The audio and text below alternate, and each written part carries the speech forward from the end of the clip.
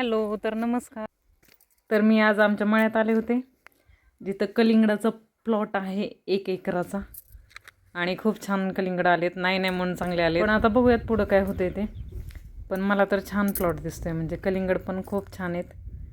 4-5 कलिंगड वेगवेगळ्या ठिकाणचे दाखवते मी. खूप मस्त कलिंगड आलेत, पण पट्ट्यावालं कलिंगड आहे हे. पाहून जरा छान वाटलं, कारण शेतकऱ्याला खूप खर्च करावा लागतो शेतामध्ये आणि काही वेगळं करायचं म्हटल्यावर तर आणखी खर्च जास्त वाढतो. काळ्या आईचं दर्शन घेऊन निघाले मी परत घरी जायला. आणि हा आमचा चिंट्या लिंबाच्या झाडावरती चढून बसलेला. मला पाहिलं की आवाज द्यायला लागला, मग म्हटलं ये बाबा खाली आणि चल घरी. माझ्या आजूबाजूलाच भटकत असते, पण आला उतरला लगेच खाली आणि चल म्हटलं घरी. चला चला चला चला चला चिल बब्बा चिल बब्बा चिल बब्बा चिली चिली चिली चला पुढे चला चला चला या.